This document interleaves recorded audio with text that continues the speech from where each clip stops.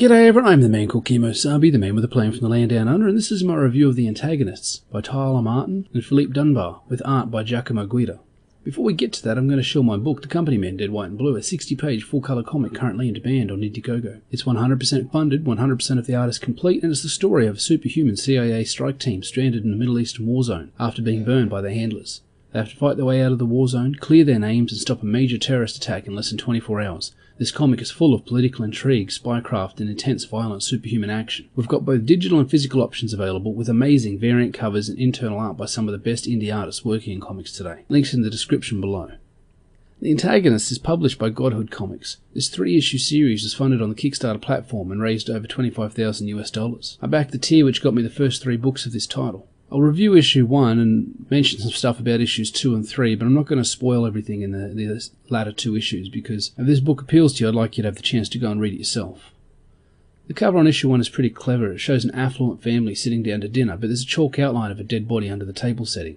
It's kind of subtle, I didn't even notice it at first. It speaks to the elements of the book that simmer below the surface for much of the first issue. The book starts with Tonya evil, get it? She's evil. Getting passed over for promotion, and she's not happy about it. When Kevin, the guy who actually got the promotion, follows her to wish her no hard feelings, she fantasizes about blasting his head apart with heat vision, before confronting her boss and demanding he explain why she got passed over for promotion after 15 years of service, and after once again being the top earner in the company. By contrast, Kevin had only been with the company for 2 years and had previously been Tonya's intern. Murray, the boss, promises to call an emergency board meeting and put the partnership promotion to another vote, saying he will back Tonya over Kevin this time. Later that day, Tonya hears some staff gossiping that the word is Tonya will never get a promotion because Murray needs her to do his job for him. Furthermore, he never even sent in the paperwork for her to be considered for partner. We then cut to Tonya's husband, Calvin, who is a principal of the local high school. Rather than use narration boxes to orient the reader, we get an establishing shot showing us the front and name of the school, and another of the principal's nameplate so we know who he is. The student that has been sent to see the principal for poor behaviour is his own daughter. They verbally spar, he uses his telepathy to talk directly into her mind. She says it's tough being the daughter of the principal, and he says he just wants the best for her and he wants her to think about her future more. She leaves after being grounded for her behaviour. Tonya confronts Murray, her boss, and gets him to admit he never intended to put her up for promotion. He tells her she's too good at her job to be promoted. Essentially, he believes she's risen as far as she will go based on her ability and demeanour and intelligence. Furious, Tonya hovers into the air and burns Murray alive with her heat vision. She justifies her actions to the reader in a lengthy tirade that we'll look at more in a minute. Then we cut to a battle that occurred in front of the White House 20 years ago, where Tonya, known then as the supervillain Nubia the Ultimate Death, is slaughtering a platoon of soldiers, crushing them with tanks and using her heat vision to shear them apart. Calvin joins her and they confirm their goal is to kidnap the President of the United States. A soldier, covered in blood, either his own or his comrades', lobs a grenade at Calvin. Tonya, as Nubia, moves to intercept the explosive, and that's where the first issue ends.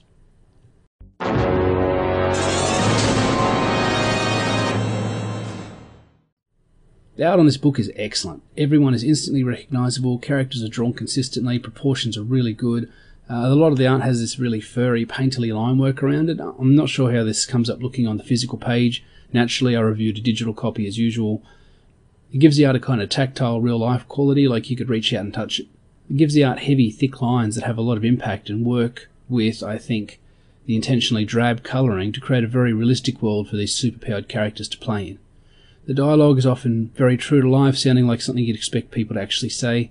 As usual, I was surprised by the cursing, not that it doesn't suit the story or the characters who are actually doing the cursing, nor was it overly profane or unnecessary. I guess after 30 years of reading comics with no swearing in it, it still makes me look when I see characters in spandex dropping F-bombs. The story itself is engaging. The conceit that this supervillain couple went underground and started a relatively normal life away from spandex and energy blasts has a lot of potential. It has elements of The Incredibles, but if the paths were affluent and formed as supervillains instead. Sometimes when a villainous character turns good, or at least stops their evil ways, there is some level of repentance, but I don't get any of this here. In the first issue alone, you get the feeling that these two could very much still be active supervillains were it not for them explicitly telling us that they are retired.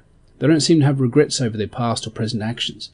It's a very different take from what I've seen when this sort of thing has been done in the past. Issues 2 and 3 expand on this idea, explaining why the couple retired and what their life is like now, as well as throwing up a range of obstacles and antagonists to create conflict and further the story.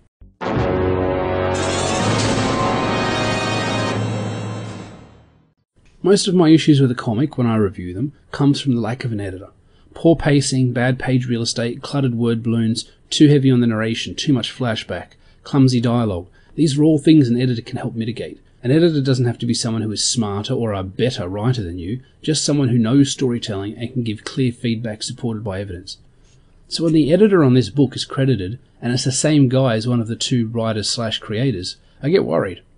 All writers edit themselves to some degree, but without an outside editor, without a third party who can call you on your bullshit, your work will suffer.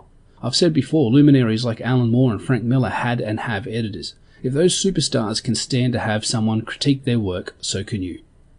I see a lot of crowdfunded books without editors, and universally, these are the less competent books. Unfortunately, the shortfalls of the Antagonists, and there are several, come from no editorial oversight. Have a look at this page. And this one. Look at the amount of text on these pages. Are they writing a novel or a comic? Could this information be relayed more simply? How can this vast amount of dialogue be condensed? Most of the book is like this. Amazing art and purposeful colouring crammed with dozens of dialogue balloons.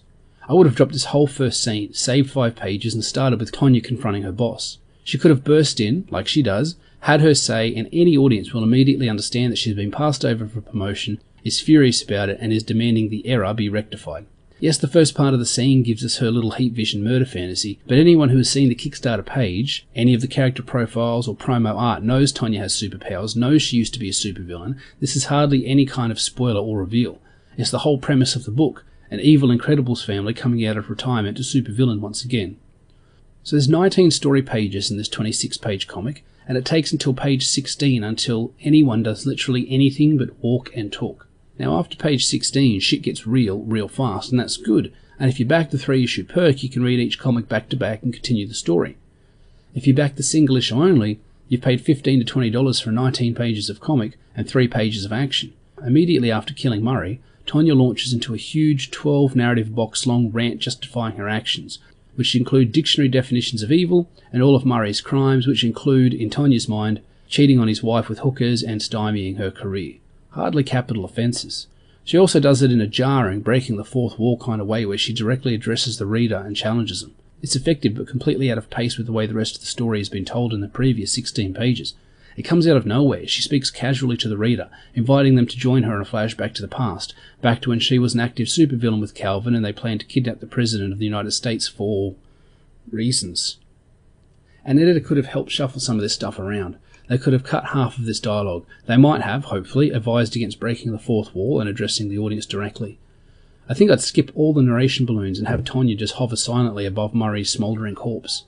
It'd be far more powerful than her 500-plus word treatise on why she isn't the bad guy in this situation, even though she admits she kind of is, but might makes right when she does it, but not when someone like Murray uses his might to advance his own agenda. He's a monster deserving of death because he sleeps with hookers and wouldn't give the woman who frequently fantasizes about murdering people for the crime of being unexceptional compared to her a promotion.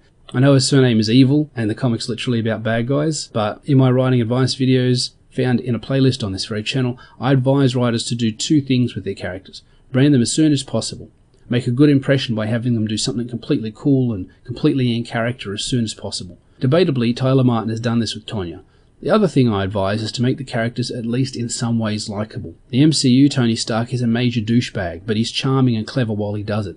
Plus, he's good at what he does. He's competent. He's capable, so we like him. Heel wrestlers have fans worldwide, and there are people who genuinely want to live in a world ruled by Dr. Doom.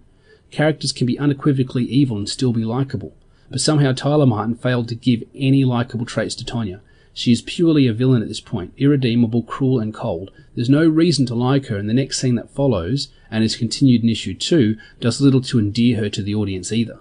And that's not even talking about the most egregious element of this comic across all 3 issues, or the one that I'm going to talk about next.